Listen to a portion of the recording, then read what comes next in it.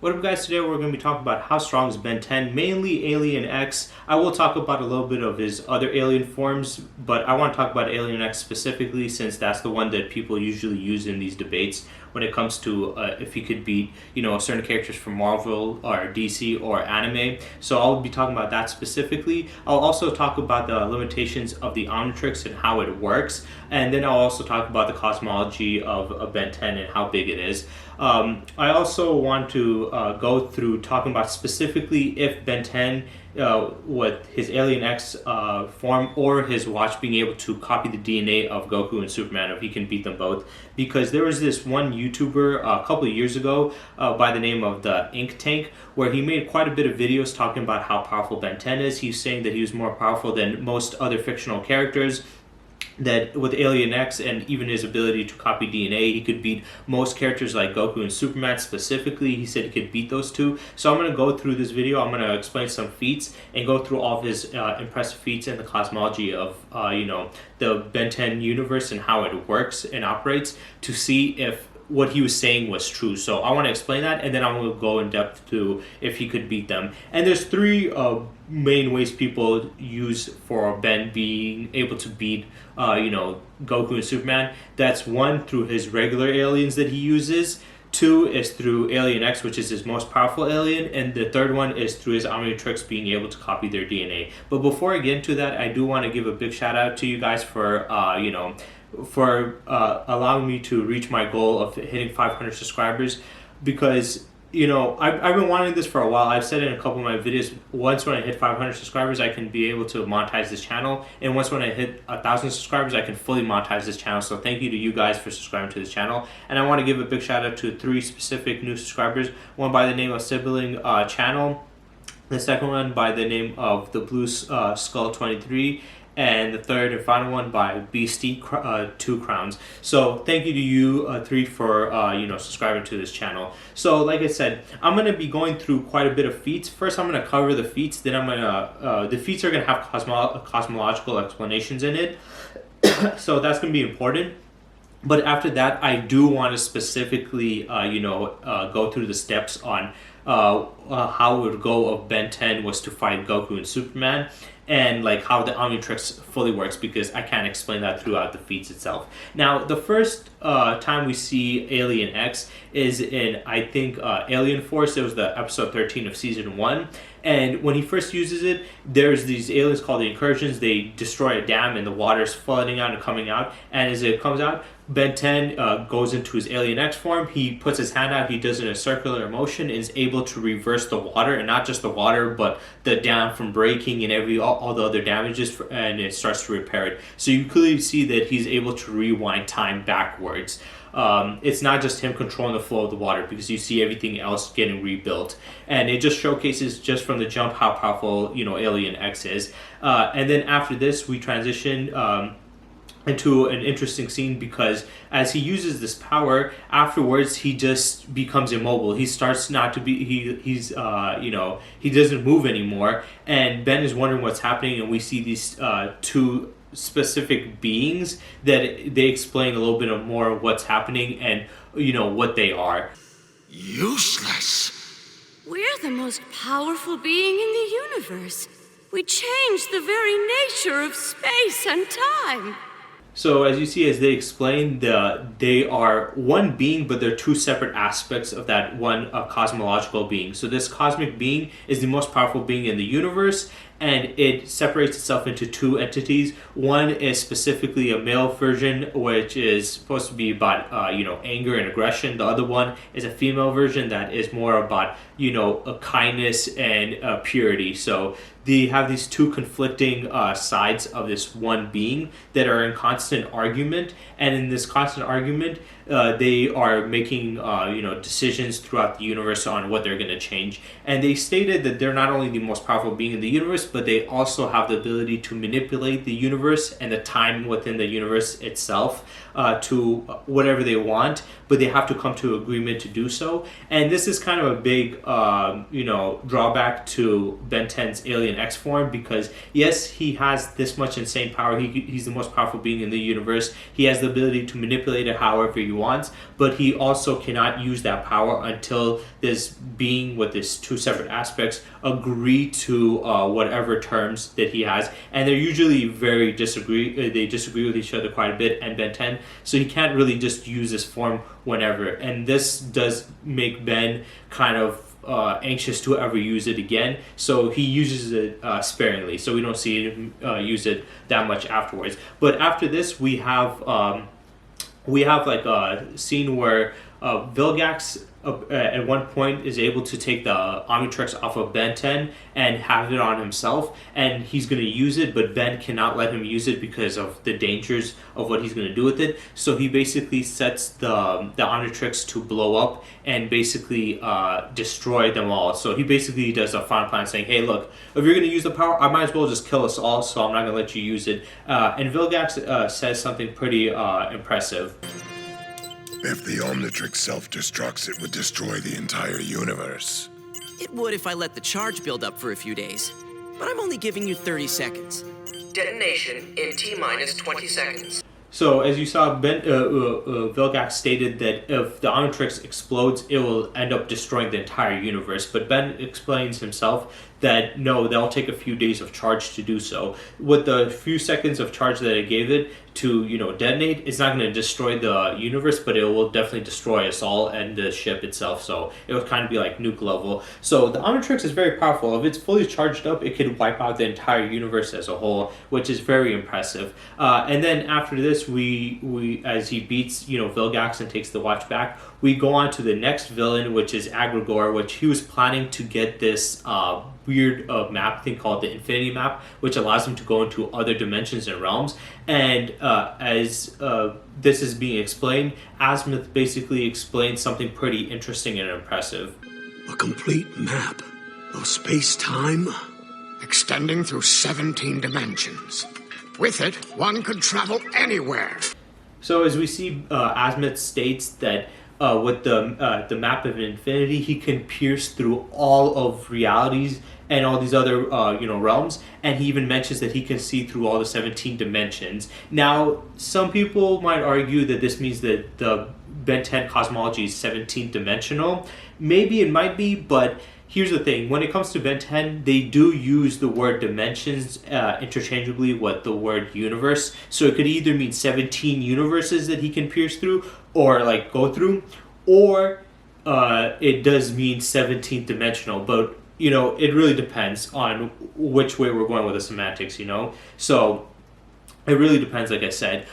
But one thing, so we don't know about that, but one thing we do know is as this conversation goes on, Professor Paradox shows up, and him and Azimuth come to explain to them what Agrigor's plan is and why him getting the Infinity Map is dangerous. They go on to explain it. It is the source of the universe's greatest power.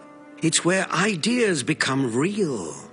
The forge of creation is where celestial sapiens like Alien X are born. It sounds beautiful. Anyway, it doesn't sound like a problem. Agrigor intends to absorb the abilities of a newborn celestial sapien. Should he succeed, he will become omnipotent.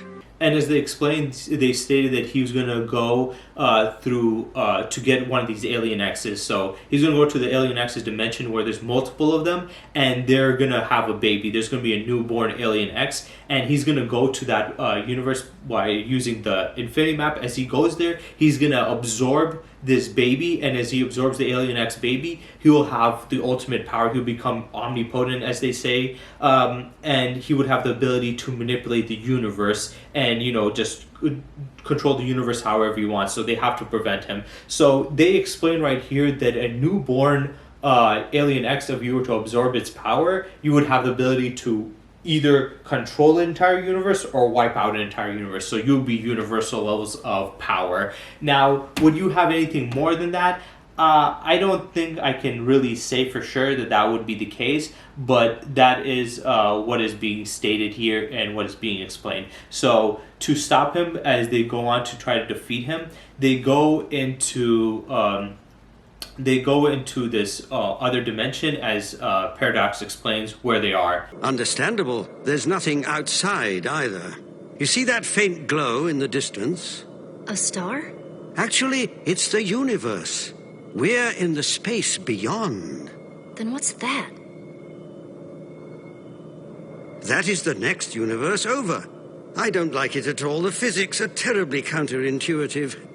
So yeah, he explains that they're in a dimension or realm that's outside of the multiverse itself. He points at their universe. He says it's over there. They think it's a star, and then he points at another universe, saying, "Hey, I don't like how the laws of physics works there." But he mentions that there are other universes out there. I think he stated specifically how many. I think he said around hundreds of other universes out there. So this could either mean from 100 to 900, so less than 1,000. So there's at least almost 1,000 universes in the Ben 10 cosmology, and they're in the dimension or a hyperspace where it's outside of all of the other universes in the multiverse itself. But yeah, it's pretty interesting the way he explains it. He explains the fact that that what's the thing called, that there's that there's other universes out there, and there's hundreds of them. So there's different variations of these universes and how they work and operate, and we get more explanation of that later on as they go on to explain how it works.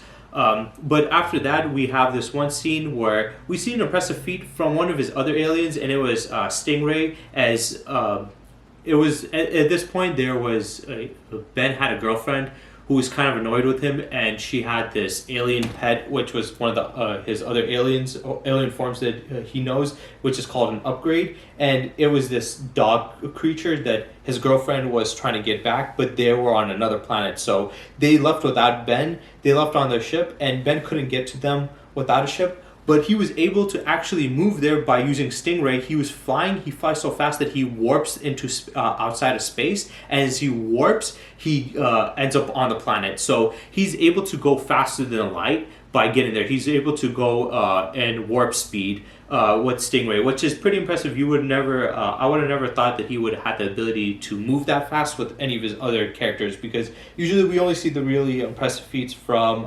Alien X himself and not really from his other ones. But he could do that, and then he goes on to explain how far he went. This is ridiculous.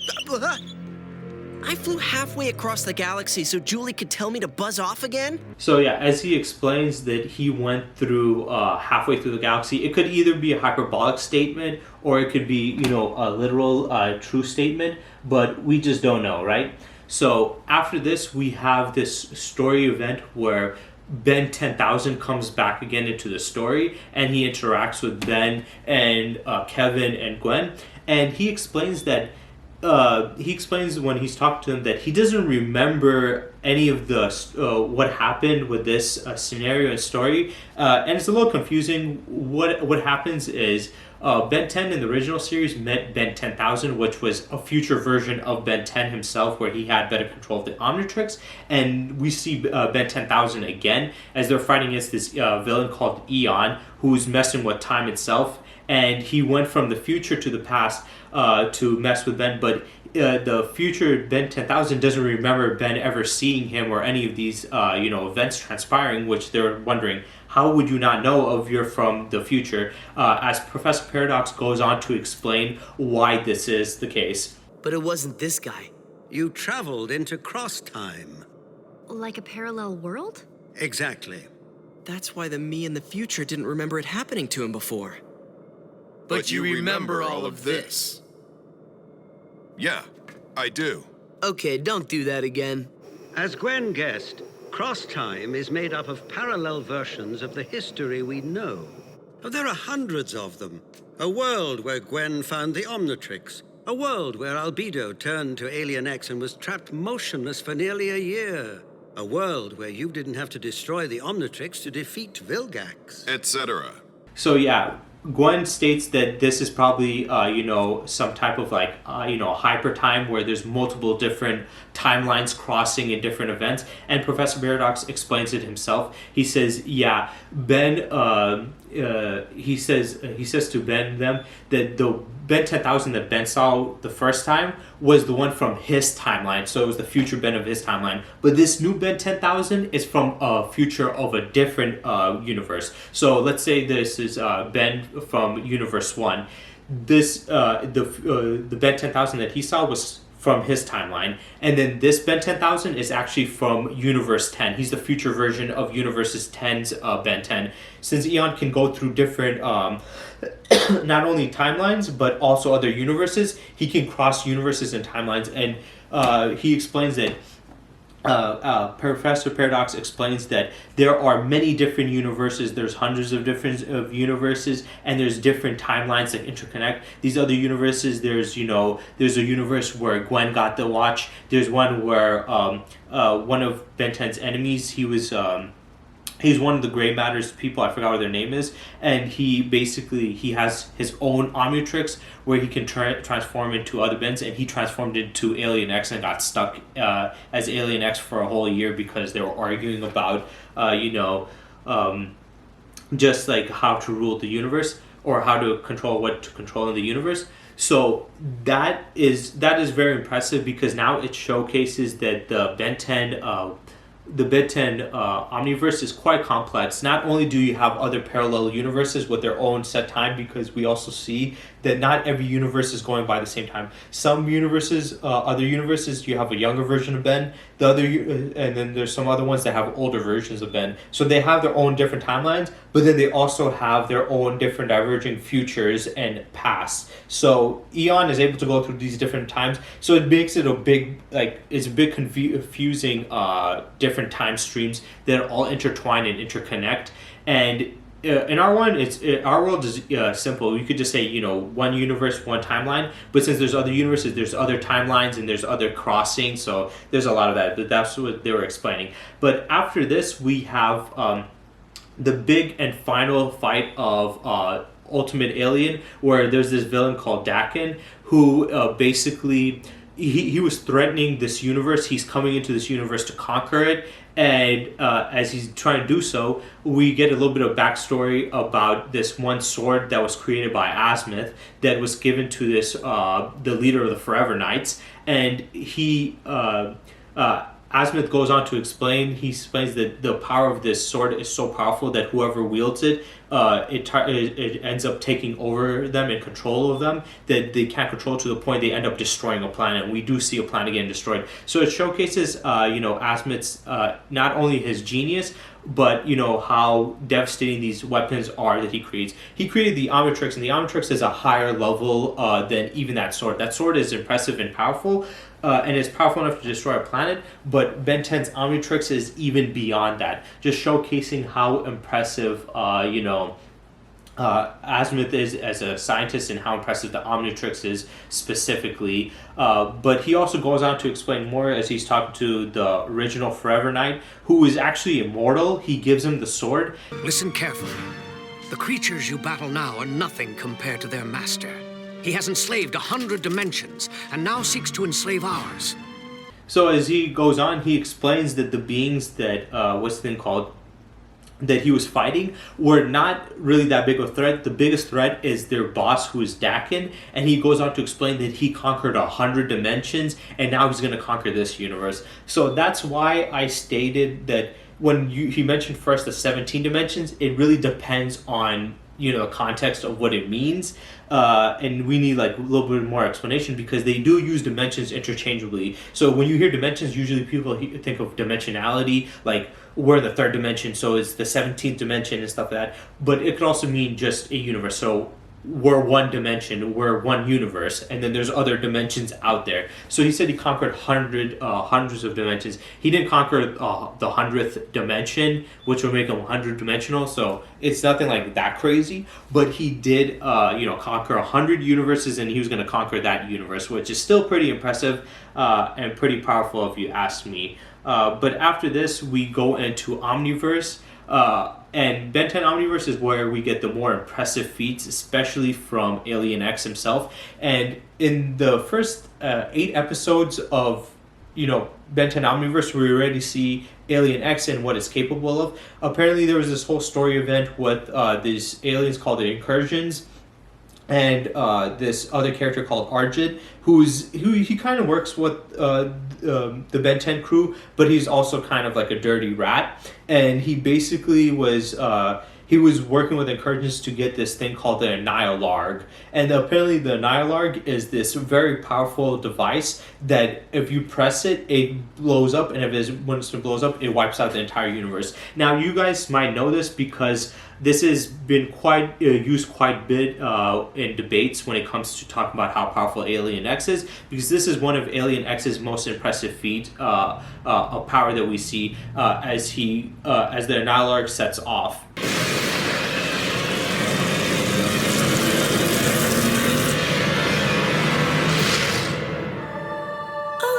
Look, Bellicus, Ben Tennyson has come to visit us again. Great. Tell me when he leaves. Wait, the universe really is being destroyed? Must they make so much noise? It is futile, but a bit sad to see them go. Bellicus! Serena! You gotta let me use Alien X to stop the Annihilarg! Hey, I finally said it. Oh, it's too late for that. What? It can't be! I'm afraid it is. Oh, I can sense your disappointment. Disappointment? That's the universe! It's everything I know! It's everything there is! Was. Technically. But Alien X can fix this, right? Right? Alien X can do many things. We just both have to agree to it. Bellicus. Serena. Fine, but the next time the universe and everything in it is destroyed, don't come crying to me.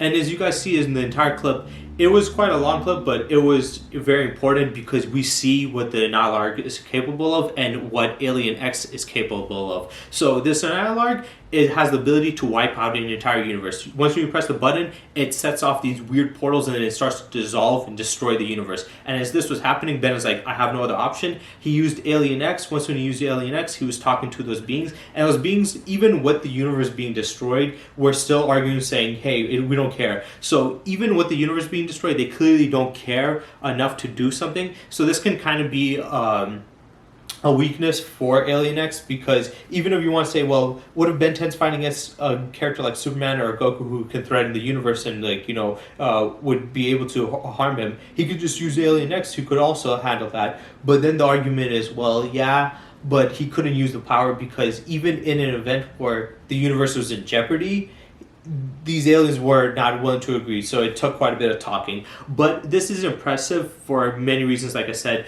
One, it showcases how powerful the devices are, or a technology in, Ben 10, that they have the power to wipe out an entire universe. That's insane. But then also how powerful Alien X is he was able to he wasn't able to stop the universe destroying event, but he was able to, afterwards when it was destroyed, survive the destruction of the universe and then recreate the universe back into Ben's memory. So he was able to recreate everything almost perfectly. There's just some minor stuff like Mr. Smoothie's I think it was grape flavor not tasting exactly like how it originally tasted, but it doesn't matter. This is still impressive. He was able to recreate the universe. So now people usually use this argument to say that Ben 10's Alien X is beyond universal.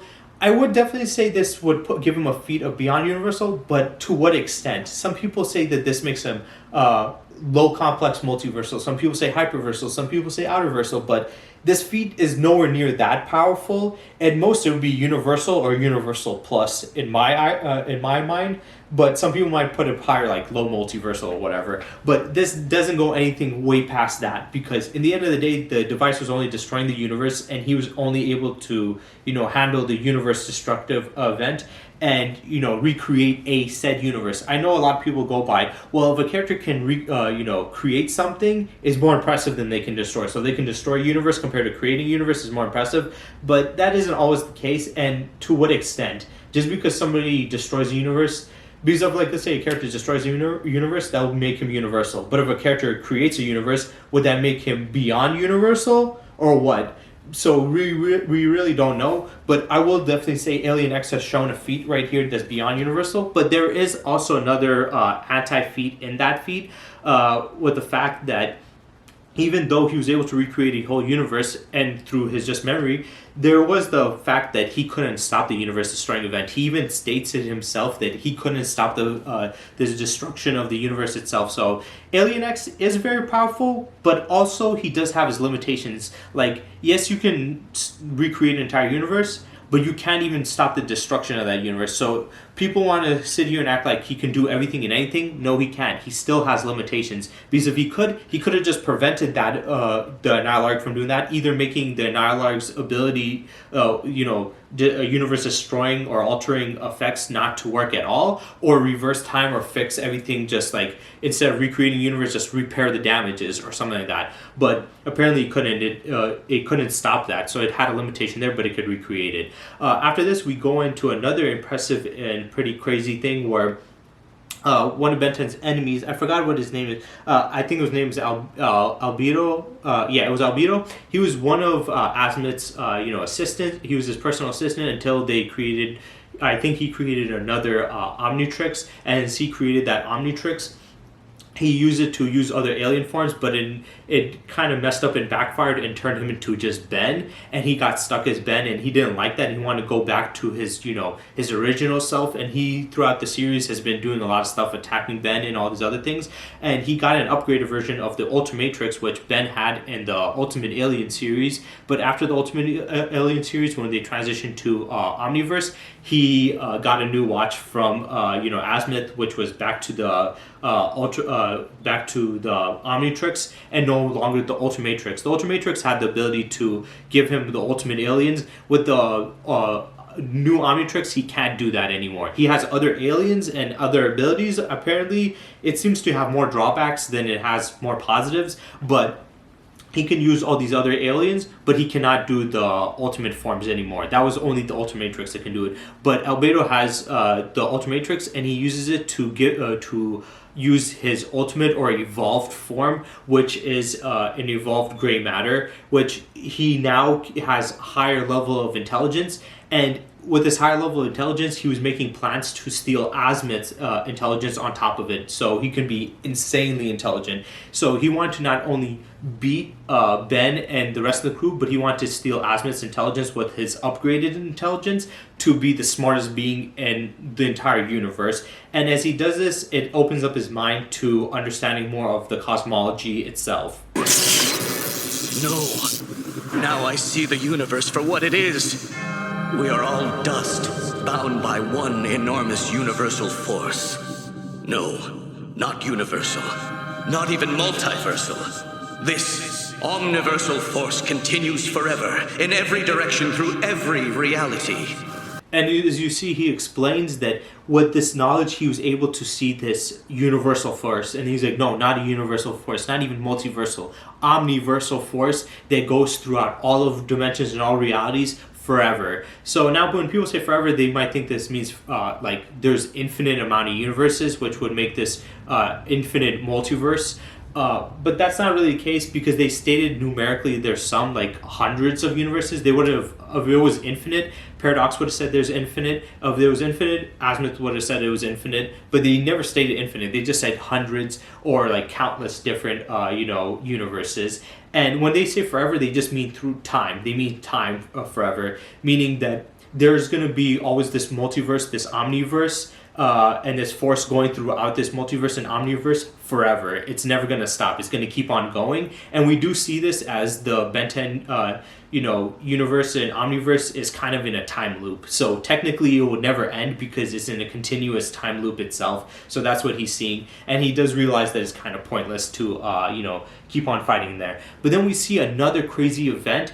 And this is even more impressive than the Nylarg itself. And I will say, I think this is the most impressive event out of all the other events throughout all of Ben 10. Because the Nylarg wiped out the universe and was going to wipe it out, and then he had recreated. Whereas in this event, we get this big whole time war thingy where Vilgax is working with Eon, who's an evil version of Ben. And he gets these other evil versions of Ben to work with him. So there's these bunch of evil versions of Ben, and Vilgax and Eon, who's another evil version of Ben, working together to take down all the good Bens, especially the main timeline Ben, or Ben Prime.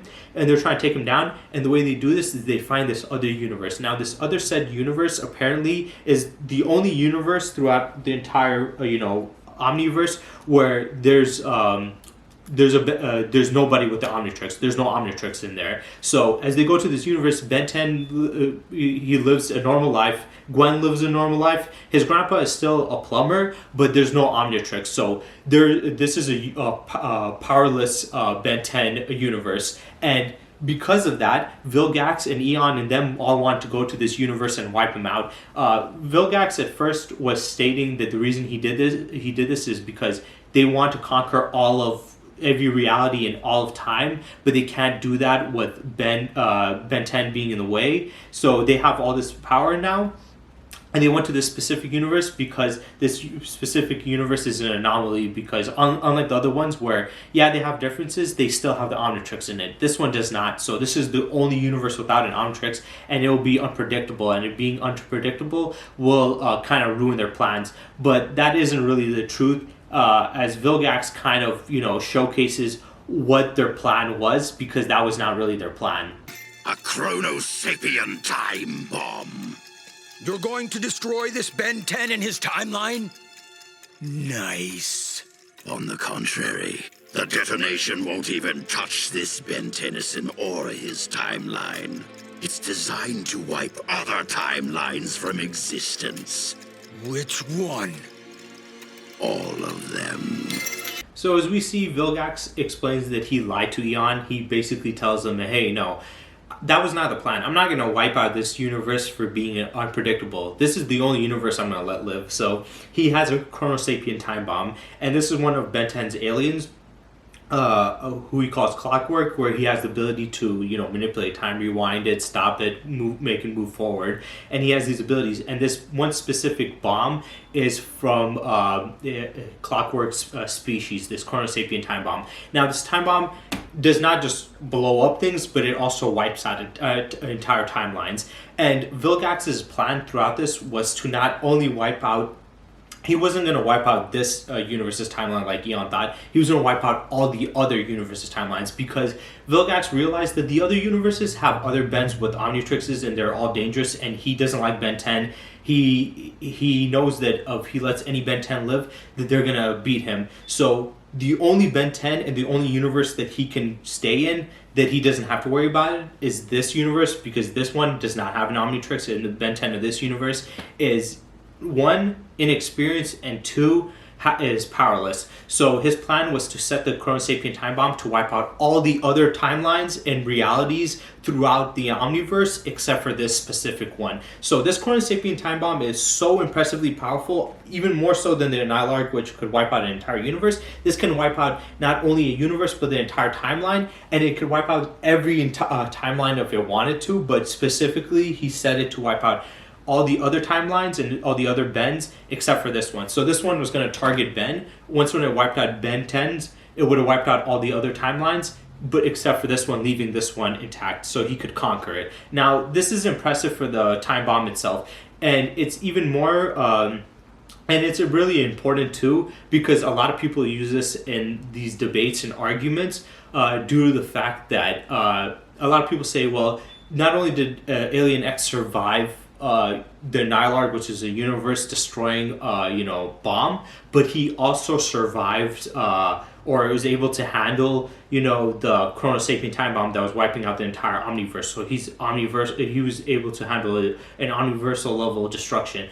But that's not true. That event was an omniversal level event, but Ben 10 did not survive it. All the other Ben 10s technically actually got wiped out, and the only one that survived was that version of Ben, because it was not targeting that Ben. But it wiped out the other ones, and it kind of actually goes against making Ben more powerful, because a lot of people say Alien X is... He not only can handle a universe-destroying event, he can handle an event that could destroy the entire, multiverse or omniverse. But that isn't true, because we do see later on as Ben 10,000 uses his Atomic X form to jump in to try to stop it, and he attacks it, and as he does, it does nothing, and he gets wiped out casually and easily, as the rest of the Ben 10s also get wiped out. Now, why is this important? Because, like I said, a lot of people, they use these events where, like, oh, this character had this bomb that could wipe out all these other realities, and the character beat him, so that means the character can survive that. That is not true.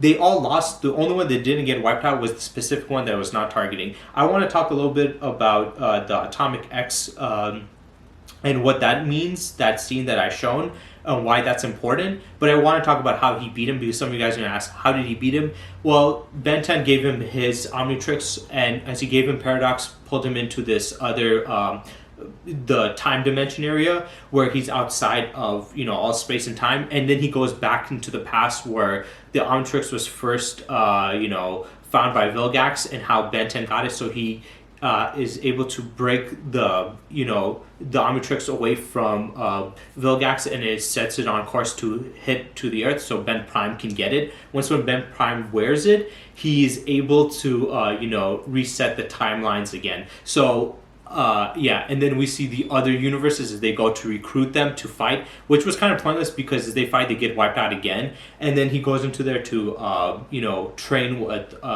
Paradox, since this is a dimension where time is stopped, so he's able to train him as long as he wants, and then he gets all the expertise, comes out, and then he beats Vilgax. With all the other guys coming, he beats Vilgax by using his Chrono Sapien alien, as he is able to rewind the effects of the Chrono Sapien time bomb and bring back all the other versions of Ben, and they all just basically jump him. So nothing in that event showcases that upscales Ben to being higher in terms of power. It doesn't really showcase anything, honestly. But it is also doesn't make any logical sense, because the Chrono Sapien time bomb technically wiped out the entire all these timelines. But somehow Professor Paradox was still able to go back in time before, he had the watches. Like, well, if he wiped out... Because remember, he wiped out Ben Prime's timeline on top of, included. So if he wiped out his timeline, he wouldn't be able to go back in time. The only timeline would be able to go back in time is his own timeline. Or... No, actually, I'm confused. Sorry. I think what happened was... The reason why he was able to is that Omnitrix...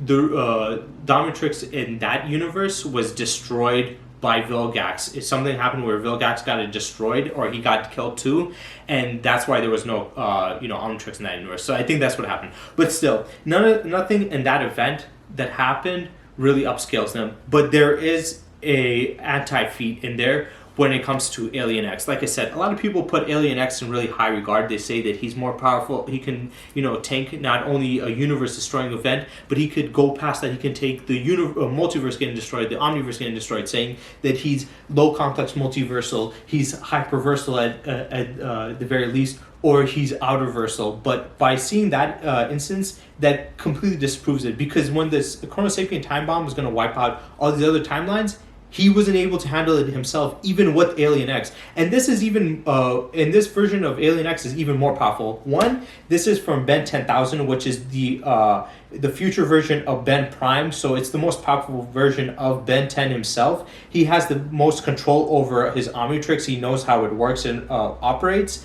Third, he has the ability to combine separate aliens. He combines multiple aliens together. And this one was combining his... one of his other aliens called Automaton or Atomic, something like that. But he's very powerful. He's one of his other most powerful beings. So he's able to combine one really powerful alien with Alien X, making Alien X even more powerful. So this Alien X is an older Alien X, which should be even stronger, used by an even more powerful Ben with better control and better mastery of it, combined with another powerful alien together. And even with that higher levels of upgrade and power, Alien X was still not able to handle the Chrono Sapien time bomb and being wiped out from it. So he is beyond space and time, but only a one universal space and time. And I've talked about this before, because a lot of people, when they hear this character can manipulate reality and time and stuff, that means that they can manipulate all of reality and time. No. That's only for, it depends on what to what extent. They can either do it to a small distance, like some people have like to 500 kilometers or a mile or whatever, and other characters have it to a universal level, and then you can have it to a multiversal level or an omniversal level, where it basically means you can manipulate all of space and time throughout every universe. Whereas Alien X has only really shown to be able to have the ability to manipulate all of space and time in one specific universe, not in all of the universes. So that's why I got wiped out. So for anybody stating that he is beyond universal, well, we got a beyond universal threatening event and he couldn't handle it. Now, this doesn't mean he's not beyond universal, but he's just not that level. So for people saying he's outerversal or hyperversal, clearly that isn't the case, because if he was, that Chrono Sapien time bomb wouldn't have wiped him out, especially with all the power he had. So he would have been able to handle him. But after this, we have this whole story event with Ben being in trial due to the fact that he recreated the universe. And as he recreated the universe, basically he was penalized for breaking the laws. He wasn't supposed to recreate the universe at all. And he's trying to argue his defense that he didn't do that. But it's found out that he was guilty, though his lawyer does come up with a great plan where apparently one of his aliens' forearms, the way their people works when they do their laws, the way their laws is they can challenge a competitor for who wins. So as he changed into that four-armed alien, his four-armed alien, now the court had to go by his rules, which was trial by combat, and he was trying to fight their champion, which was another Alien X. It was a warrior Alien X that didn't have the limitations that Ben did, where he has to talk to these the separate aspects of this cosmological being to be able to use its power. This version of Alien X could use its power without having to do that, and Ben couldn't. So Ben, when he was getting beaten in forearms, because obviously Alien X fighting an Alien X alien is too powerful and too hard, so he would have to transform. So he transformed into Alien X to fight him, but he really couldn't fight him back at all, because when he went to it, once again, he was not able to move and he had to go through their arguments. But he's able to come to a great agreement by basically telling them, hey, look, if you guys want to argue, you guys can argue for the rest of your time. How about we agree that you two can argue yourselves and allow me to use Alien X however I want. So that big problem and weakness that he had before, where Alien X, whenever he uses it, he can't really use the power unless they agree to it. Now he was able to come up with a great strategy of making them basically agreeing to allowing him to use it whenever, and they can argue as much as they want because they love to argue. So as he did this, now he had full control over Alien X himself. He basically starts to fight the other Alien X himself. So we see a battle between two Alien X's and what they're capable of. As the other Alien X is about to charge down and hit him, Ben 10's Alien X form basically stops him with one hand. He's able to hold him back. And the other one's like, what? He punches him super hard, flying to the air, smashes him through an asteroid, smashes him into the mountain. He gets back out. Ben and him are just like blitzing each other like a Dragon Ball Z fight. They destroy a planetoid. They start punching each other. They just start striking, smash into another planetoid, easily destroys it. The guy, the Alien X, grows big, grabs him, and Ben is now like basically he's pleading to them, hey, help me out. And they said, hey, I thought you said you wanted the fucking full control of it and us to leave you alone. So then he's like this, well, how is this guy able to use his power so well and so easily and so good? And then he realizes that, oh, it makes sense.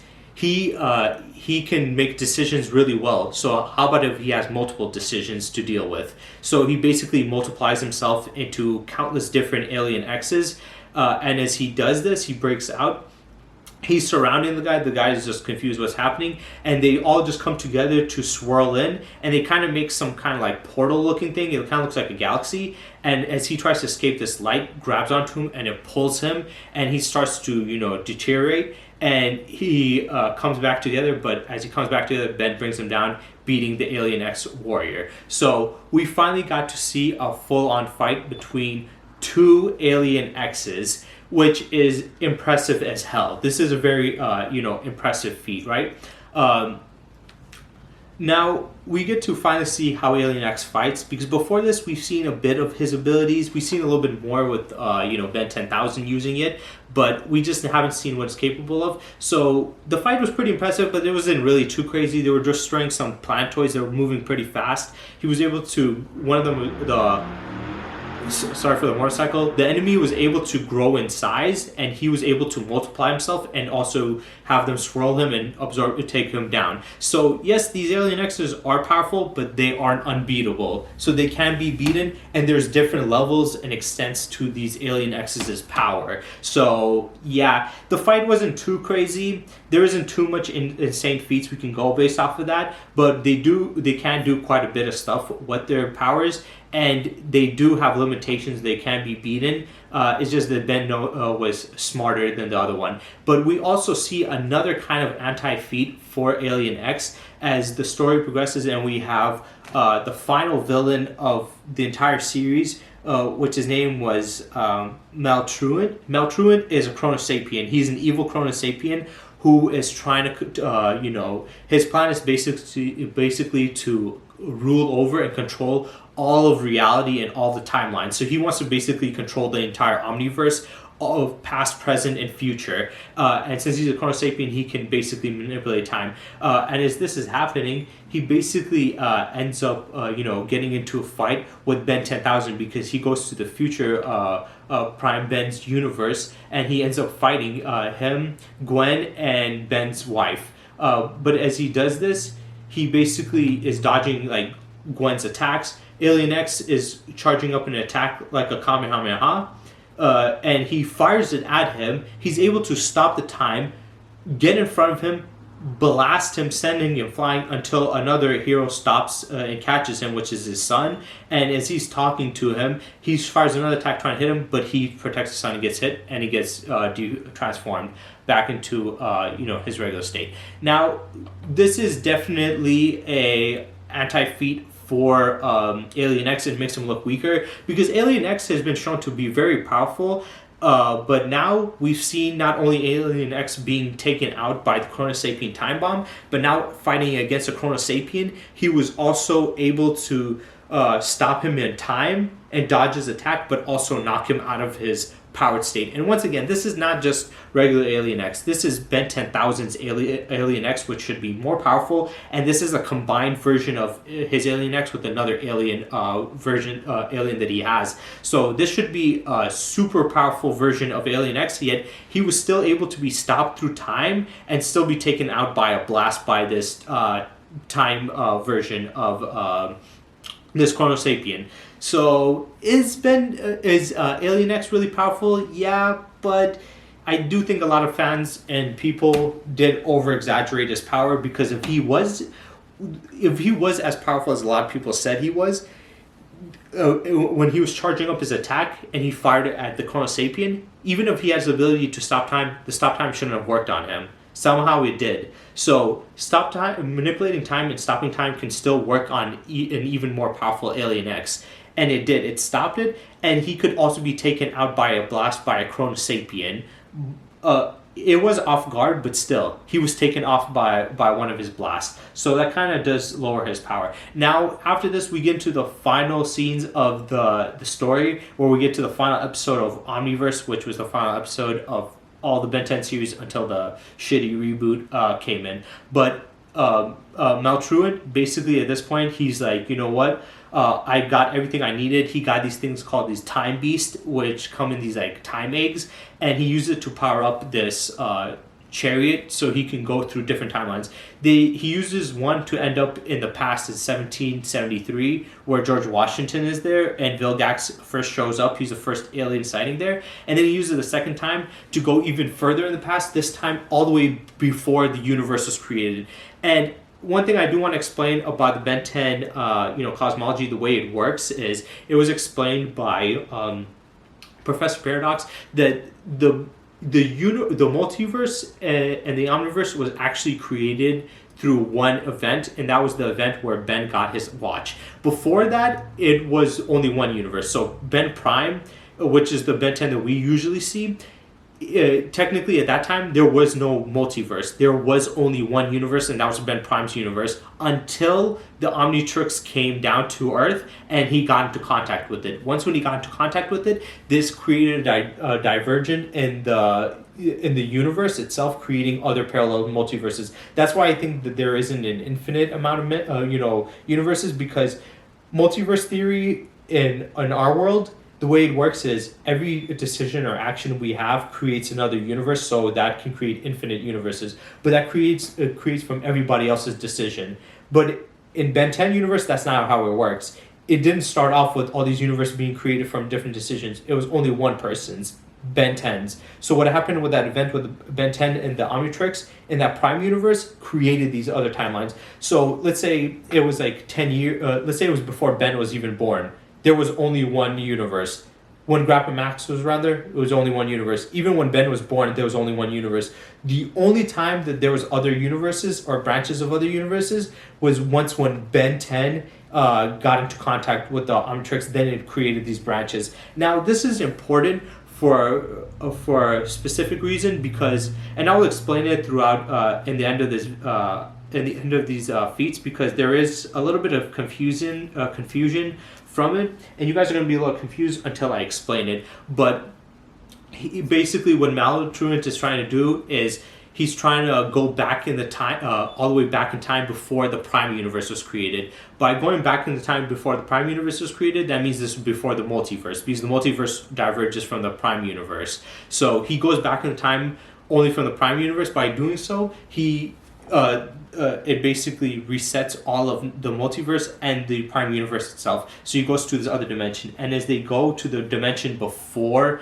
the universe was created, we meet these beings called the Cartrusians, which was stated throughout the series to be the ones to create the Nihilarg. They created the Nihilarg, and they were stated to go around messing with universes and wiping them out. So these are a higher level dimensional beings that have come there to basically create the universe and the Prime Universe in that dimension. So they go on to explain. So as you guys see, what happens is Ben sees these three Mr. Smoothies, and Rook sees three of his dads. We find out apparently these three beings are not those things. They explain that they're fifth dimensional beings. They say they're fifth dimensional beings in the universe, the Prime Universe, before the Prime Universe got created. So it was a barren, just plain white dimension until the universe was created, and then had all this other life.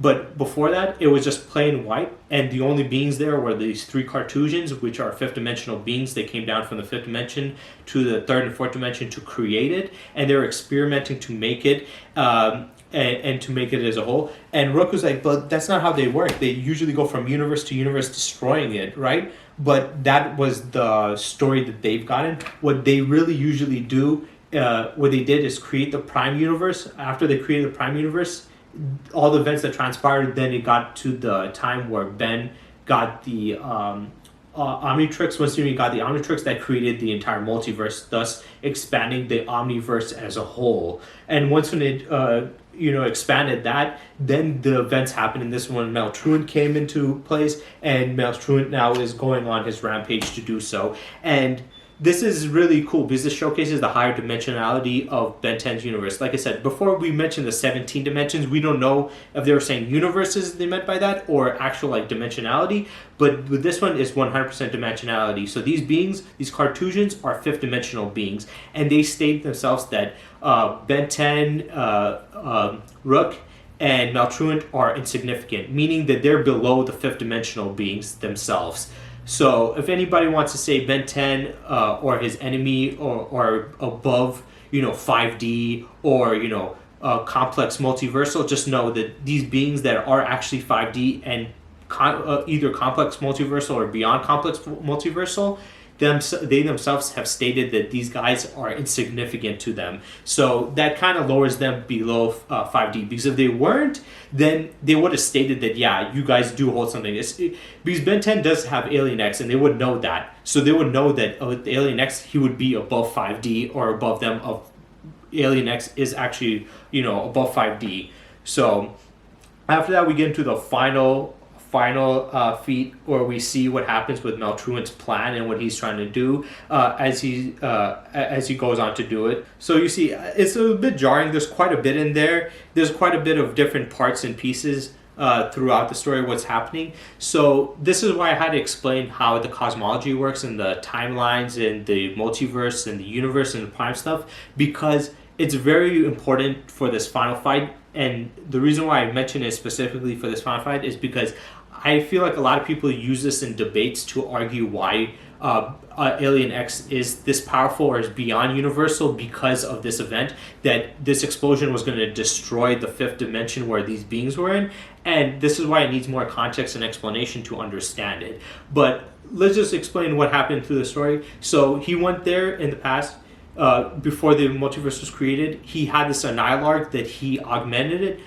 He augmented it to basically manipulate it to however you wanted, and he was going to set it off in this place before the Cartrusians could do theirs, because the Cartrusians were just going to create the Prime Universe, but he was going to set off this bomb to in the Prime Universe first. Now, Ben explained earlier that it would either destroy the universe that is already here, because that's what the Annihilarg does, is wipes out universes, or it will create a new one, and that's what Maltruan was doing, because this was before the Prime Universe, and technically there was no other universe before the Prime Universe. So before the Cartrusians created the universe, there wasn't a universe or a multiverse, so there wasn't any other realm there. So when he sets off the bomb, it creates the Annihilarg, of it's already a universe there, or wipe it out. If there's not a universe, or is a dimension without a universe like this, it will create a universe. And Maltruant was trying to create the Prime Universe again, but differently. He was trying to manipulate it where he has control over it. And as he did it and threw it down there to do it, Ben had to stop it. So there was this dimensional barrier that even the fifth dimensional being said they couldn't get past.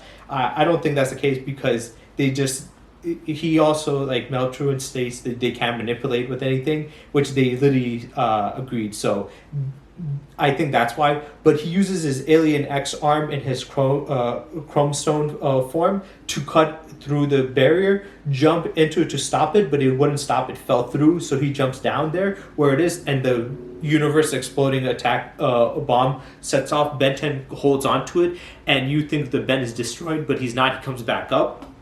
He's still holding on to it, and he's in his feedback form, and then you see all of his other alien forms. It's going through the Omnitrix and all his other alien forms until he's able to go back to his feedback, control it, fire the universe destroying blast, hitting Maltruan, destroying him. And as it destroys him, he goes back, and then it showcases that the slime thingy on his arm basically had the Alien X on it, and then the Alien X goes away, and then Ben 10 goes on to explain what his plan was. Apparently he knew that the Omnitrix would have a failsafe on it, and no matter what happens to Ben, that it will always have something to try to protect him. So he knew that if he jumps in, and yes, it was reckless to try to grab onto it because the thing was going to destroy the universe, but he knew that the watch would have saved him and find a way to save his life. And the way it did it was by having Alien X. Some people might think, oh, feedback did it, but it's not true, because when you see the slime thing on his arm,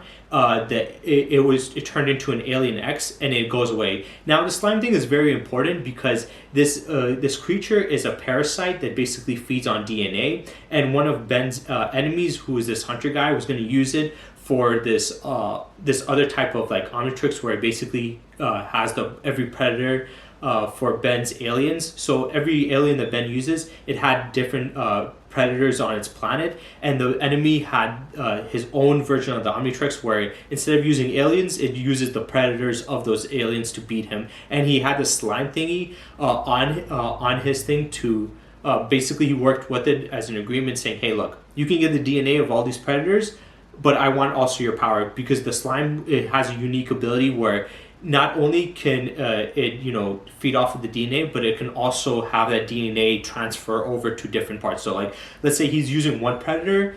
Usually when you use one of the alien forms, you're only in that one alien form. But with this slime can combine different forms and abilities, like we saw earlier. So at one point, Ben got it on him, and he went over from the enemy to Ben and on his Omnitrix, and he was specifically useful due to the fact that this slime basically has the ability to use different alien forms in this. This is how Ben 10,000 got the ability to combine aliens because of this creature. So this creature feeds off of the DNA of the Omnitrix, and when it feeds off of it, it can transfer different DNA from the different alien forms. So even if when Ben was using his chromostone alien, it was able to give him his I think it was his wildfire alien's arm. Then it changed to create this like plant sword, and then it changed it to the Alien X alien's arm, so he can cut through it. So that's how he was able to cut through the dimensional thing, because it had Alien X's arm. Even though he wasn't using Alien X, he was using a piece of Alien X's body due to the slime being able to transfer over, right?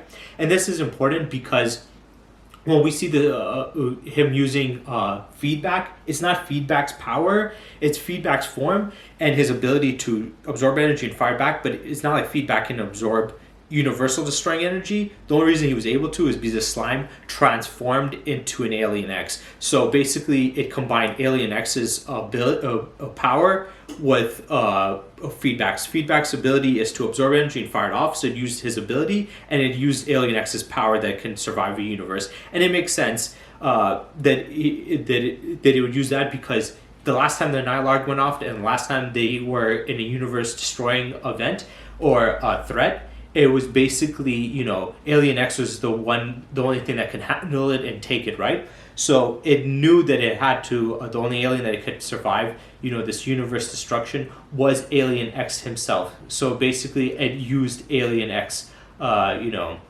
it used Alien X to protect him.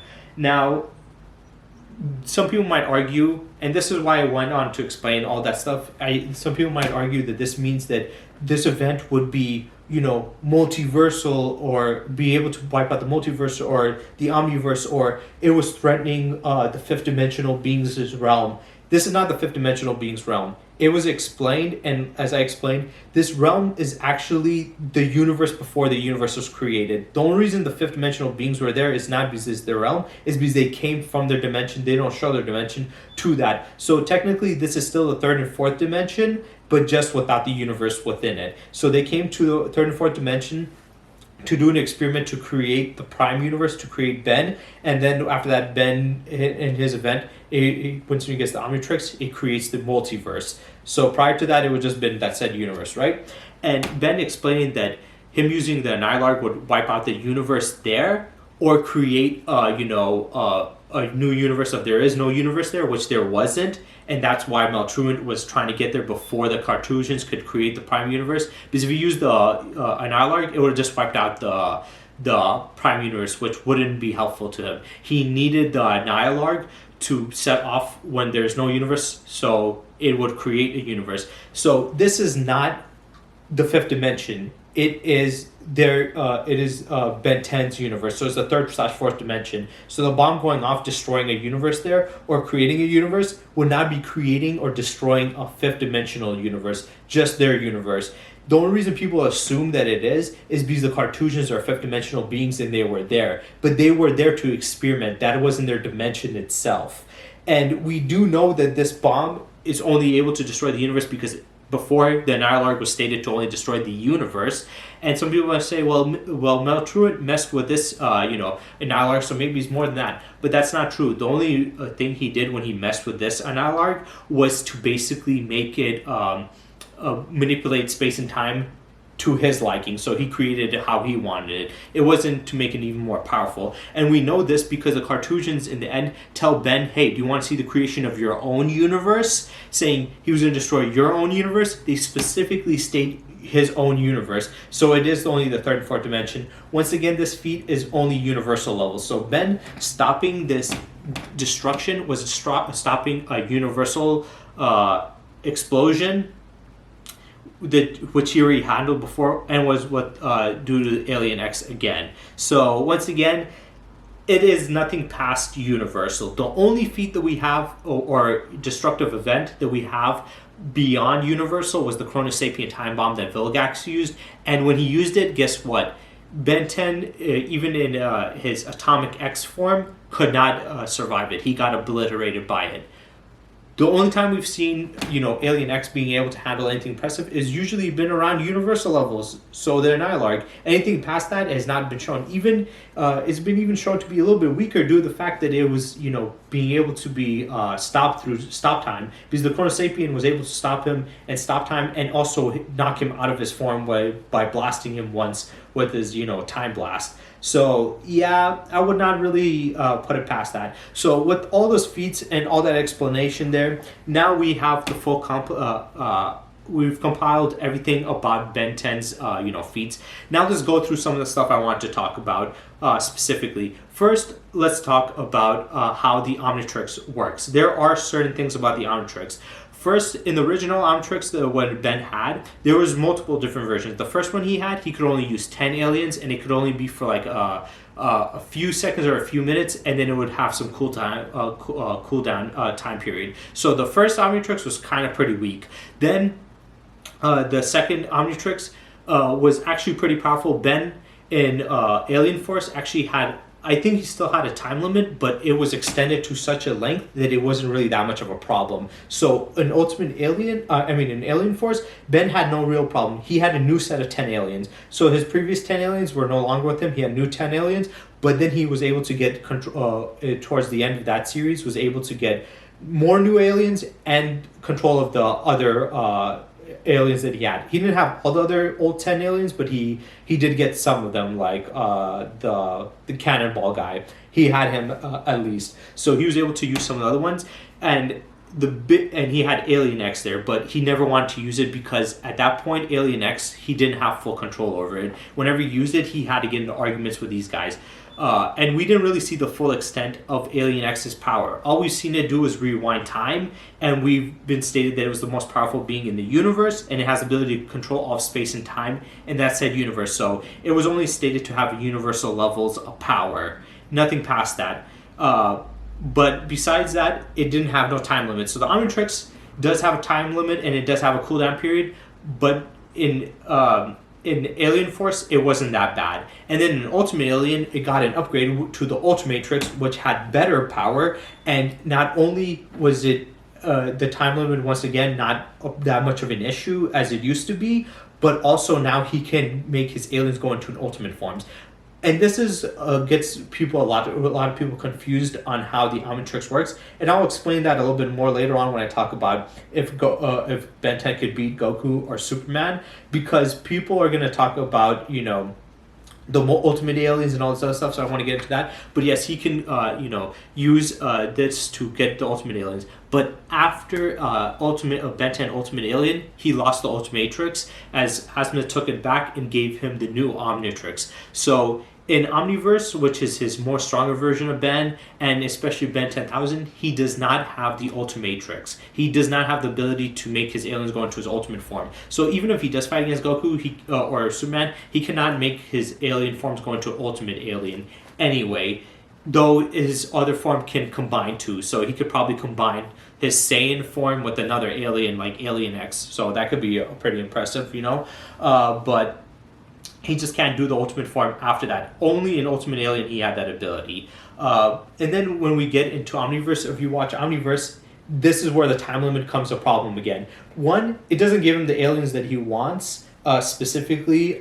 It just chooses whichever it thinks is best for the occasion. So it's not always going to give him what he wants. Two, it does have a heavy time limit. Once again, it's not as bad as it originally was, but it does have a time limit. So if you're going to say Ben 10 versus these characters, just know that it is going to have a time limit. So it's going to not only give him only a couple of minutes or a couple of seconds to use, so he's not going to be able to use it forever. But also it takes some time to power up, and if he uses too many times, it can depower it. And there's many times where he's not been able to use it, and he's in a dangerous situation. So if he gets in a dangerous situation, he can end up dying. And also another way, another thing that you guys might not know is the way the Omnitrix works, where you're using the other DNAs, is there's a planet that Azimuth created called Primus. Primus has the DNA of all the other aliens and all the other alien forms. So anytime Ben 10 uses his aliens, the planet is basically changing the DNA, getting that, and transferring it to the Watch and changing his body. So that is important due to the fact that if you destroy this planet, technically Ben 10 cannot use his Omnitrix at all. Yes, he can use the Omnitrix, would still have the DNA, but he just cannot bring it out, so he couldn't transform into it. So this planet is necessary and needs to be there. So if some character can find this planet and knows about how the Omnitrix works, if they destroy it, technically they will stop Ben 10 from using his Omnitrix. Also, there was another thing we've seen where one of the Forever Knights created this tune fork where it scans Ben 10's Omnitrix, and whenever he used his alien forms, it would de-transform his aliens. So this is also really impressive. So this showcases that even though the Omnitrix is very advanced and very powerful, there are limits to it. It can be hacked. It can be used, you can use devices that can scan it and stop it from working and detransition and stuff. So there's ways to stop it. And the only reason that Ben was able to use his aliens afterward was because his partner Rook ended up destroying it. So he destroyed the device that was prevented. But there are ways to stop the Omnitrix from working. So he's against a very intelligent character.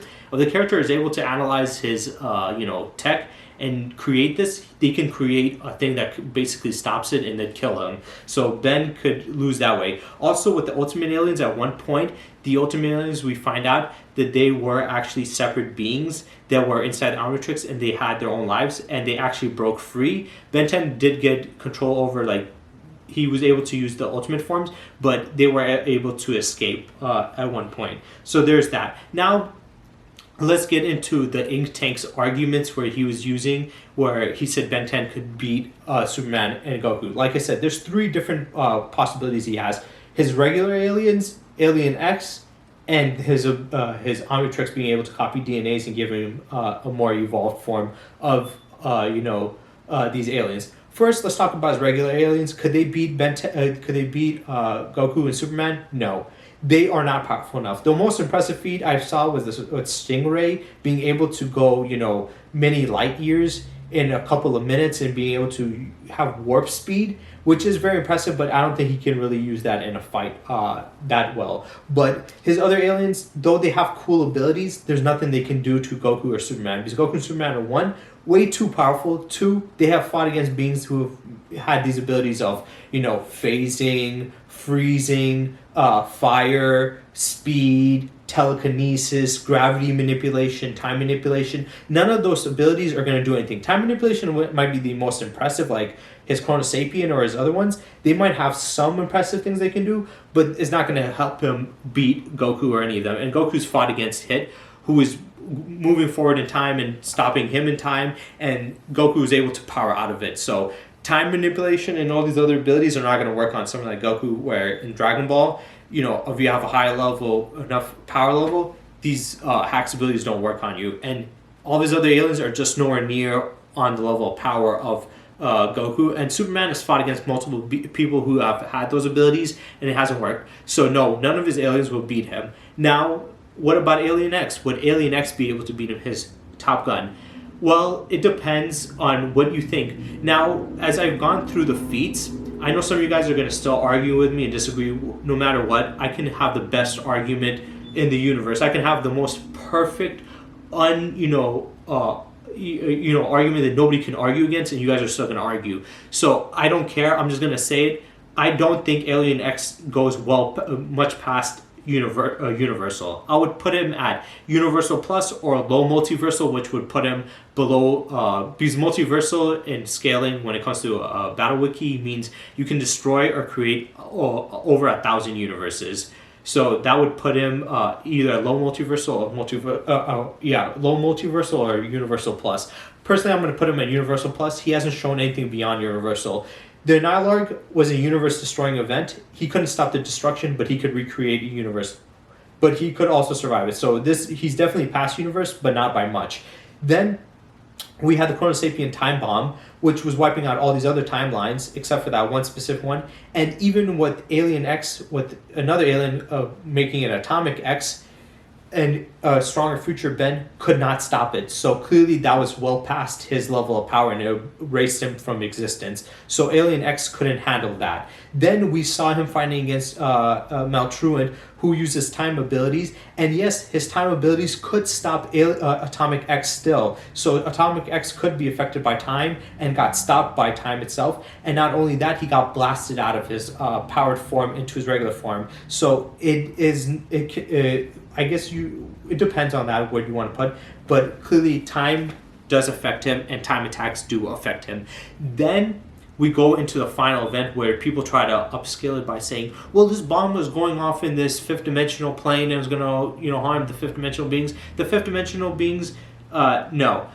They themselves stated that this was them experimenting in Ben's universe to create the Prime universe. So the bomb was regularly, once again, it was a Nihilarg. A Nihilarg only is universal. So Ben surviving that and firing it back at Maltruant was only surviving a universe-destroying attack. And they literally stated you want to see the creation of your own universe. So clearly that wasn't going to threaten the fifth dimensional universe. It was just going to threaten that universe. And the fifth dimensional beings themselves, once again, explain this also once again showcases that Ben is not, Ben even with Alien X is not on their level, as they stated that Ben and Maltruant they're not a threat, they're not a problem, and they're fifth dimensional beings. So if Ben 10's, Alien X was outerversal and stuff like that, he would have been able to be stronger than the Cartesians. He would have had no problem stopping that, time bomb. So I don't know where you guys, how you guys get him to that levels, but I don't. Seeing everything, the only events that we've seen him handle to the highest level was universal. Anything past that, he was not able to handle. He was not able to handle, time manipulation. And even the fifth dimensional beings themselves stated that they are not a threat or not a concern at all. So if he was that powerful, then how come they stated that? Because you guys are saying outerversal. When you say outerversal and hyperversal, that means he's beyond fifth dimensional, right? He should be beyond fifth dimensional. Then why are these fifth dimensional beings saying that he's not that powerful? Clearly, he is only scales up to fourth dimensional. You can say Ben is infinitely fourth dimensional, but I would not put him at fifth. Sorry, I'm not putting him in hyperversal. He's not an outerversal. Alien X has not shown anything on that levels of power, and that's his most powerful alien. So that means Ben, in general, would clap off to universal plus or low multiversal, but definitely not multiversal at all. He's below that. He's not that level of power. So could he beat Goku and Superman? No. Superman, I'm not gonna say how powerful he is. If you Superman fans feel that Universal Plus is not enough to beat him, then yes, he cannot beat him. So it really depends on you guys. If Superman fans want to argue that Superman's well above Universal Plus or Multiversal or whatever, then yeah, Ben 10 cannot beat him because without a doubt, Ben 10 is not beyond Universal Plus. There's nothing that showcases or indicates that. I don't know where the fuck you guys got this. This is what annoys me with a lot of debaters and these guys in these versus communities. Is they say these dumb shit like this. It's like you guys keep on overhyping and overpowering these characters and saying that they're this and that powerful, but they don't showcase anything on that level of power. So no, Alien X has not shown anything on that level of power. So if you believe Superman is that powerful, is beyond Universal Plus, then yes, Ben 10 cannot beat him. And for Goku, I 100% do not think he can beat Goku. Goku in the first arc of Dragon Ball Super, when he was, and in the Battle of Gods, he was not only threatening the Dragon Ball universe, but all the other dimensions there, because this explosion was going to just threaten that said universe in Ben 10's omniverse. It wasn't going to threaten the other timelines or the other realities or other omniverses, only that one universe. But in Dragon Ball, when Goku was fighting against Beerus and they were threatening the universe, they say it's the universe, but there was other dimensions on top of that universe. So it was one universe the size of ours. Then there was heaven that was the same size of the universe. There was the sun that was a little bit smaller than heaven, so that means a little bit smaller than the universe. There was the Supreme Kai's planet.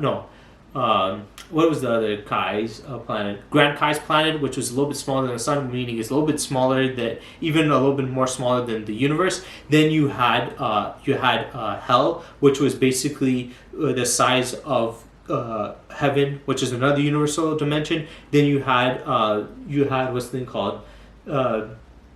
You had the Daikaishin realm, which was the size of the Supreme Kai's realm, and the Supreme Kai's realm is 1/10 the size of the macrocosm, and is outside on the skirts of it, so it's even more impressive. So Goku and Beerus' clash destroying that is way more impressive than what Alien X has done. Alien X, I'm not saying is weak, but he's not that powerful. I don't know where you guys got him as hyperversal, beyond 5D and this and that. I think it's because of the cosmology, because there are some impressive stuff about cosmology saying that there's hundreds of universes, stating the 17th dimension, which it could be argued there's a fifth dimensional being, so clearly there's a fifth dimension and possibly more than that. So you guys might say, well, the cosmology is this big, but here's the problem with a lot of people in these debates nowadays. They talk about how impressive the cosmology is, and they pretend that just because these characters are powerful, that they scale up to that cosmology. That is not the case. Yes, Ben 10's cosmology is higher. If you want to say it's 17 dimensional, okay, it's a plane of the cosmology is the omniverse as a whole. It's 17 dimensional, right? But that doesn't matter because Ben 10 does not, he does not equate to that power. It only matters. Mentioning the cosmology only matters of the character that you're talking about. It can threaten that entire cosmology or have some significant effect on it. He has some effect, but to the small scale of just the universe, not the whole cosmology as a whole. So there's no point of mentioning Ben 10's cosmology. Yes, is it impressive? Yes, but Ben 10 does not scale to it. His Alien X form, every time it's stated it's to be universal. The being stated, we're the most powerful being in the universe. They say the Alien X's are the most powerful being in the universe. They say that Alien X manipulates timelines in the universe. Every time it's mentioned the universe. If they were more powerful, they would have said the multiverse or the omniverse. They are clearly not that powerful. So no, Ben 10's Alien X is not on that level. So his other aliens cannot beat Goku and Superman. Alien X cannot beat Goku and Superman, especially depending on how powerful you guys believe Superman is. But I do 100% think Goku's low complex multiversal, or at least close to that. So he's definitely beating Alien X.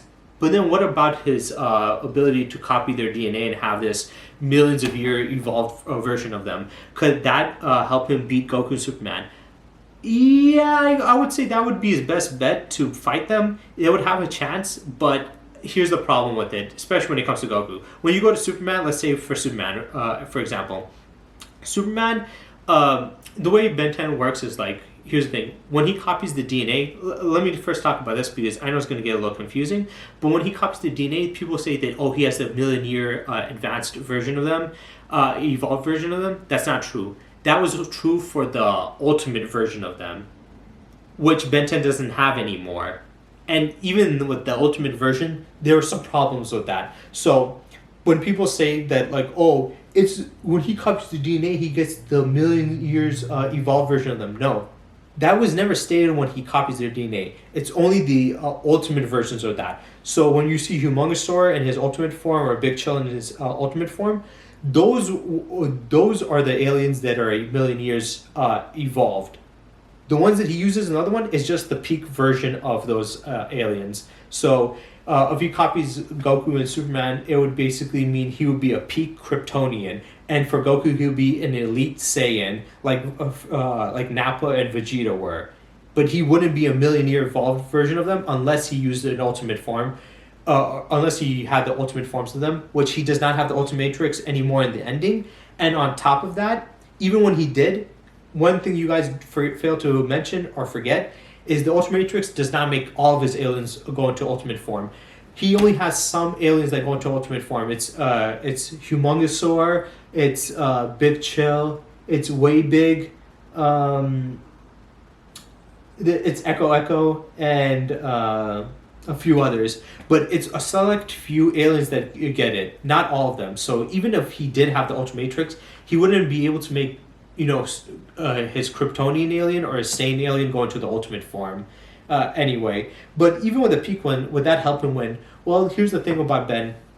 When he uses these different aliens, he doesn't have full understanding on how their powers work until he tests them out. They explain in the show when at one point Gwen is showing up and she sees Ben and Kevin fighting, and she's wondering why they're fighting, and they explain that how do you think he finds out how to use the abilities of these other aliens? He's only able to know how to use it when he's with Kevin. So what he does is usually he sets to a new alien and he sees it and he says, okay, let's experiment and see what how it works. So then he tests it out and trains with his new alien form to see the ability. So if he's fighting against Goku and Superman, let's say Goku and Superman pull up on him and he's fighting against them in two different scenarios, right?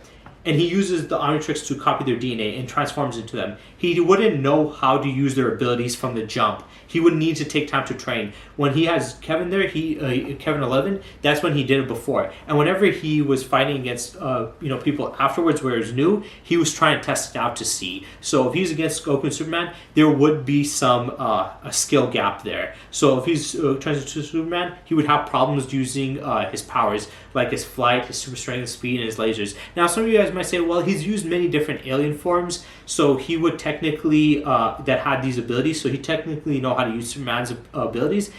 And that is true. I will say that for Superman, except for the auditory problems, because Superman does have a lot of problems. He had to train quite a bit for his X-ray vision, his super sight, his super hearing, his super smell, his super senses, and even his X-ray heat vision. Now, the heat vision I don't think is going to be a problem for Ben, but I do think there's going to be a bit of a gap, a skill gap, a skill curve for Ben 10 at first with his auditory problems. So if he fights against Superman, he'll be able to use his other abilities pretty well since he's used other aliens. But when he uses his hearings and stuff like that, he's going to have a problem there. So that will give Superman an advantage over him. And for Goku, it's even more complex because the Dragon Ball characters, their alien abilities is not what gives them all that power. It's the control and training of it. Whereas in like Kryptonians, that's their abilities. They have heat vision, ice breath, super breath, X-ray vision, all that stuff. So mostly their power just derives from their genetics. Whereas Dragon Ball characters, some of their power derives from their genetics, but most of their power derives from training and understanding it. We've seen this with Ginyu when he took over Goku's body. He took Goku's body and exchange it with his, and Goku said, you're not going to be able to use the full power of it because you don't understand how to work my body. So even if Ben 10 took Goku's Saiyan DNA, he wouldn't know how to use the Saiyan power. He wouldn't know how to control chi and energy blast. He might know how to use some of his abilities, but not to the fullest extent. And even if he can use it like Captain Ginyu could, he would still be a weaker, he would have more of a limitation because he wouldn't know how to draw out that power itself. So he would have weaker control of his attacks. So let's say he could even do Kamehamehas or energy attacks, but it wouldn't be as powerful because he wouldn't know how to use that power to its proper extent. Whereas Superman's a little bit easier because his is just pure ability. So for Goku's, it's going to be a lot more complex. So for Ben's peak forms, I would say that is a bigger advantage.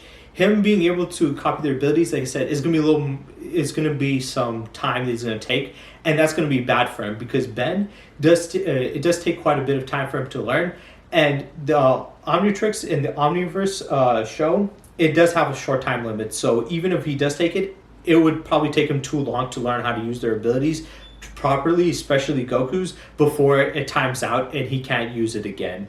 And even if, let's say, he doesn't have that time limit, he would still be struggling because these guys already know how to use their powers and they would be more at an advantage. It would take him some time unless they were just like, you know what, I'm going to let you understand it more and then I'm going to, fight you. But if they're going at him just to take him out and kill him, like let's just say they're out for blood to kill him, that problem of him trying to learn how to use the powers is going to be a big detriment because even if he is stronger, he can't use it to the fullest, especially with the Saiyans, because he needs to learn how to control his ki to draw out fully his power. He would be using their powers and abilities, but like Ginyu, taking over Goku's body, he wouldn't be using the full extent of the power. So Goku would have an advantage there to beat him. And even with the peak thing, that's not like it's, something that's so beyond, something that Superman or Goku have handled. Remember, Goku and Superman have fought other beings that are from their own race. Superman has fought Zod, who is more skilled of a Kryptonian and has more knowledge about being Kryptonian than Superman does, and Superman has beaten him multiple times and his crew. Superman has beaten Doomsday. In some stories, Doomsday is created from Superman's blood, and Superman's still able to beat him, and this is a more powerful version of him, or he was created to kill Kryptonians specifically, and Superman's still able to beat him. So just because he has the peak version of these alien forms does not mean he's going to have an automatic win. And Goku's fought against Elite Saiyans. He fought against Nappa and Vegeta and surpassed them. He fought against Cell, which is an amalgamation of countless other alien races. It had Saiyan DNA, it had Frieza's DNA, it had Namekian DNA, and it had Earthling DNA, and then it also had all this DNA compiled into one super being who got even more powerful by absorbing androids, and on top of it, this Cell got all the information and data and understanding on how to use the powers and abilities from a supercomputer, which still didn't give enough power to beat Gohan just getting a rage boost. So even with him having this peak forms, let's say he has the peak Kryptonian, Superman's fought being stronger than him. Superman's fought Kryptonians that are on a peak level than him. He's fought aliens that were made specifically to kill him. So it's not going to give him a significant enough advantage to beat Superman. And then Goku, the way Saiyans work, even if he gets a peak Saiyan, he'll get an elite Saiyan. The only reason Goku and Vegeta are so powerful is not because they're, peak Saiyans or this and that, is because they trained a lot. So even if he does get a peak Saiyan, most likely Ben 10 would get an elite Saiyan, a Saiyan that's like on Nappa or Vegeta's level, or on Bardock's level, which is impressive but not that impressive. The only reason that the Saiyans get so powerful is through training. So it wouldn't work the same for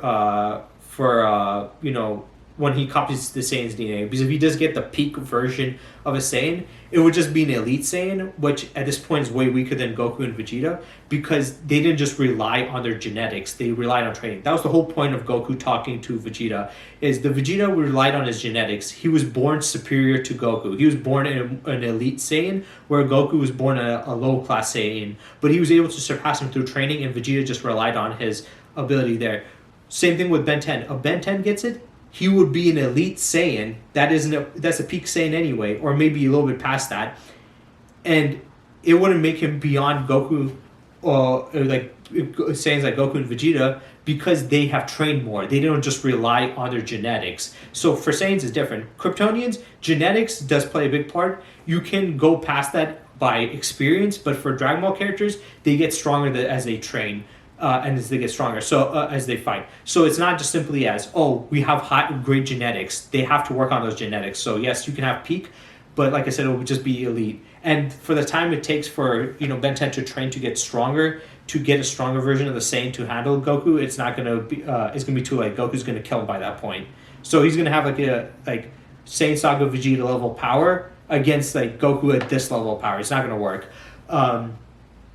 And even if you use the ultimate form, the million years of transformation, when you see the ultimate forms of the aliens, they're not that crazy more powerful. They are definitely more powerful than their, non-ultimate forms, but they're not just unbelievable. So I do think that's a little bit of an over-exaggeration there too. And for Goku, once again, the peak and the ultimate stuff, it doesn't matter because Goku's already fought somebody that was like that, which is Cell. Cell is literally the perfect example of that. But what's the difference between Ben 10 copying Goku's DNA and getting a Saiyan DNA and getting a peak Saiyan DNA, and Cell, who had the DNA of all the Saiyans, Frieza's race, the Namekians, and the Earthlings, and then had them all compiled into one, multiplying his power by absorbing these androids, and then also getting the information on how to use the power through the supercomputer.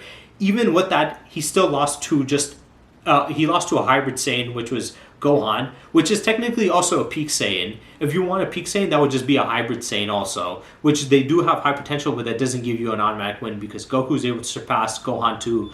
And even with a peak Saiyan like Cell, Goku was able to surpass him with training when we get into the Buu Saga, and Vegeta states that he's stronger than Gohan was when he fought Cell.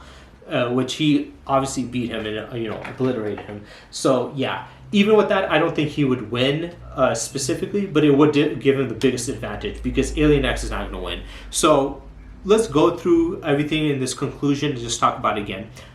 How big is so let's just go through a couple of things. I know I'm getting a little confused. I've been talking for quite a bit, but let's get into it.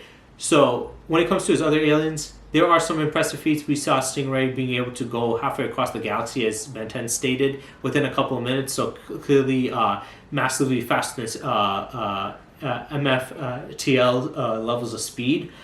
So he has that, but none of his aliens are powerful enough to beat Goku and Superman. So his regular aliens can't beat him. Alien X, we already explained, and most is Universal Plus. There's nothing that puts him past that. I don't know where the fuck you guys got it. Prove me wrong. Show me where there's a feat that puts him past Universal from what I've been able to bring up. But with that, if Universal Plus, Superman and Goku are going to beat him pretty easily, and the only real argument you can have is him copying their DNA, but it's not going to really work well. It can kind of work against Superman, but not Goku, because Saiyans don't work that way. Their natural high genetics is not going to help them win. You have to train still a lot to get wins in there. Also, Goku's fought against Cell, who was beyond that, and Superman's fought against beings that were stronger than him and beating them too. So Ben's not going to win that way. And even the ultimate alien forms is not going to be enough to win. And even if you want to say it is, he can't go in ultimate in all of his forms anyway, so it doesn't really matter. So yeah, there's really nothing Ben has. The cosmology, I don't know where to really place it. I know it's more than 5D, but I don't know to what extent, because they don't really go fully explaining everything. It is confusing though, but I explained everything pretty well. I think I went through everything pretty well. So the Ink Tank, 100% wrong. His video was ass. His arguments are ass. He's not winning. I'm sorry. None of his aliens are beating them. Alien X is not beyond Universal Plus. The cosmology is impressive, but he does not scale to it. And even when he copies the DNA, the peak versions is just the elite versions of them, which we've seen. Hybrid Saiyans are already that. We've seen the Elite Saiyans. We've seen Cell. It's nothing new. So Goku and Superman would beat Ben 10 even if he copies their DNA. And Ultimate Forms is not that impressive as he makes it sound. And it technically only works for some specific aliens. So there you guys have it. That's how powerful Ben 10 is. I know I'm going to have a lot of disagreements, but if you disagree with me, just comment in the comment section down below. We can have a discussion on what your arguments are against mine, but I just cap him off at that. So I don't want to hear anybody saying he's hyperversal, outerversal, or even multiversal, anything past Universal Plus. So yeah, I hope you guys enjoyed, and stay tuned for next time.